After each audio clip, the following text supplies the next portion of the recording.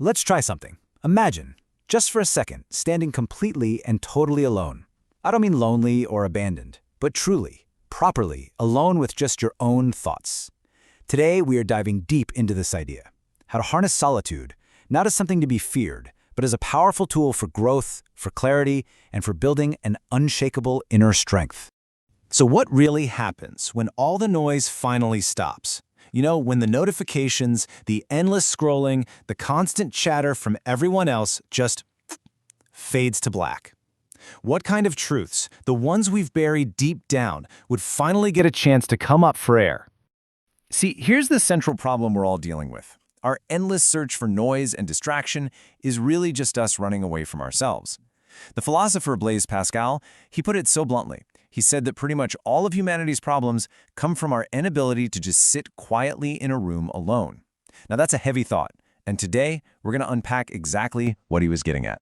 Okay, so let's get into our first section, the fear of silence. I mean, we live in a world that praises constant connection, right?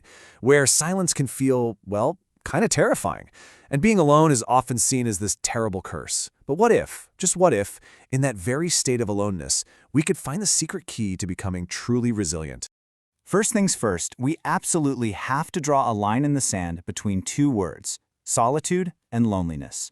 People mix them up all the time, but trust me, understanding the difference is the foundation for everything we're about to talk about. This really frames it perfectly. Loneliness, that's a painful absence. It's a passive kind of suffering where you're just craving a connection you don't have. But solitude? That's something else entirely. That is a chosen presence. It's an active choice you make to be with the one person you can literally never escape, yourself. It's not about absence at all. It's about the full presence of your own self.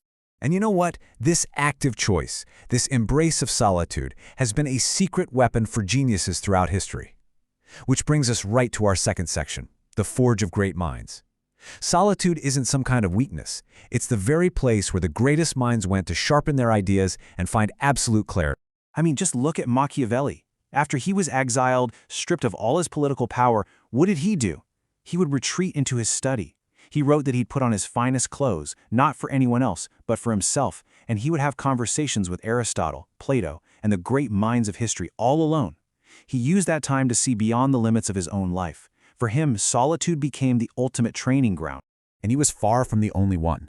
Isaac Newton, he developed his groundbreaking theories on motion and gravity while he was isolating from the plague. Nikola Tesla had his revolutionary visions about energy during long solitary walks. Virginia Woolf famously argued that to create anything meaningful, you need a room of one's own. And the psychologist Carl Jung was completely convinced that we only discover who we truly are in those quiet moments of solitude. The philosopher Friedrich Nietzsche just nailed it. The moments that truly define us, the breakthroughs that change the whole game, they almost never happen in the roar of the crowd. They happen in our stillest, quietest hours. But okay, let's be real for a minute. Embracing solitude isn't always easy or comfortable. It forces us to face ourselves, our thoughts, our regrets, all the stuff we use distraction to avoid. And that inherent challenge brings us to our next big idea. Facing your inner world. So let's circle back to that killer observation from Pascal. Why is it so incredibly hard for us to just be alone? Well, because solitude strips away all the masks. It leaves us face to face with everything, our own mortality, our hidden desires, and the truths we spend most of our lives running away from. And that's the whole point. That discomfort, that's exactly where the power is. Solitude is like a crucible. You know that high-pressure furnace where impurities are burned away? All the illusions, the false self we project to the world, it all just crumbles. And what's real, what's authentic, is forced to the surface. So, I have a question for you, a direct one. When you think about being alone, what do you feel? Do you see an empty space that needs to be filled with noise as quickly as possible? Or do you see a field of potential, a real opportunity for growth? Because when you get right down to it, running from solitude is just running from the chance to truly know who you are. To embrace it, even when it feels uncomfortable, is to take that necessary, critical step towards becoming a whole, self-aware person. All right, on to our final section, the power of independence. This is where it all comes together. This is where we uncover how all this solitude stuff leads to a profound kind of personal power and freedom.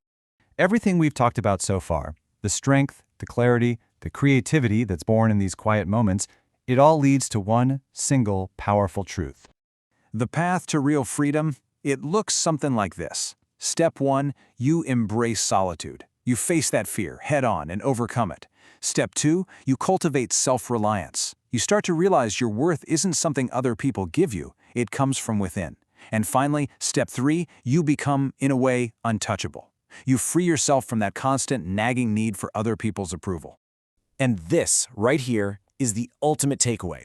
When you are no longer afraid of being alone, you can no longer be controlled by the fear of rejection or abandonment. You become sovereign over your own life. You are free to act, to choose, to stand firm in what you believe, even if you are the only one standing there. The philosopher Søren Kierkegaard once wrote, "The crowd is untruth." What he meant was that our authentic individual truth often gets completely drowned out by the noise of the masses. It's only in solitude that we can finally hear our own voice and figure out what is actually true for us. And let's be perfectly clear about one more thing. This whole journey isn't about becoming a hermit and running away from the world. No, it's the exact opposite. Solitude is preparation.